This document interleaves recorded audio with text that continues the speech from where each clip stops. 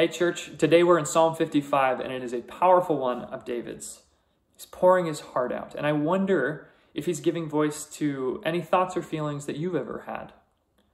I know it resonates deeply with me.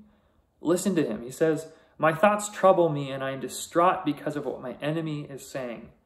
My heart is in anguish within me. Fear and trembling have beset me. I said, oh, that I had the wings of a dove. I would fly away and be at rest." Have you ever just wanted to escape or to find peace and rest from an anxious, fearful, or running mind where you just can't help but keep playing over and over again that conversation where somebody said this, or that childhood hurt, that thing that your parents did or didn't do that just wounded you deeply? It's running through your mind. See, David identifies that. He says, "My thoughts trouble me." Are you aware of your thoughts? Do you ever pause to question where they come from and whether or not you have to be having them?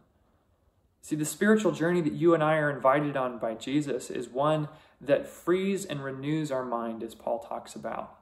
Frees us to focus on the good, the pure, the true, the noble. That changes our inner landscape, our emotions, but it also changes our minds, our brains. And it frees us. It frees us to be able to not be consumed by those things, but to do what David does here and pour them out. See, he says, "As for me, I call to God, and the Lord saves me." Later he says, "Cast your cares on the Lord, and he will sustain you."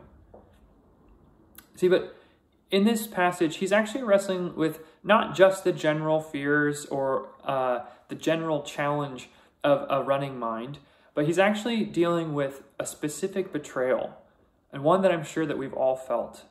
Here, it's not just some enemy on Twitter or social media or a critical colleague at work that he's wrestling with. No, it's a friend, a deep, dear friend, a close friend.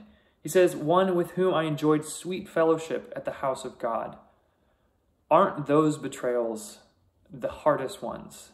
The people that are closest to us, they inevitably will hurt us. And what are you going to do when that happens? Are you going to retreat into bitterness, victimhood, defensiveness, cynicism? Or will you take that pain and hurt to God, give it over to him, and receive in return the truth about who you are, the truth of how God sees you, which is that you are deeply, deeply loved, that you are safe and secure in him, that he will come to your defense?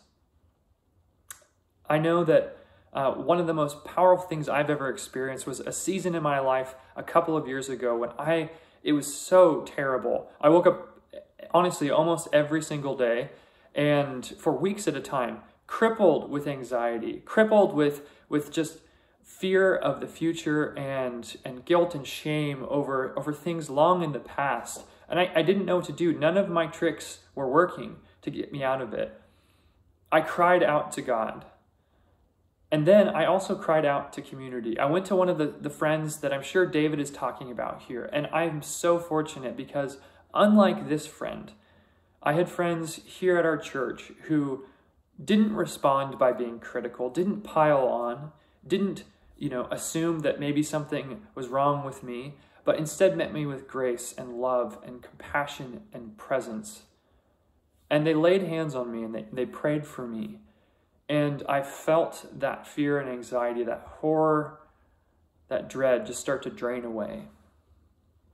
And I was able to begin to receive a quiet mind and to hear from God the truth of who I was in him and the truth of who he is, that he was good, he is loving, he is faithful, he is for my healing, that he has a plan and a destiny. And that is true for you, church.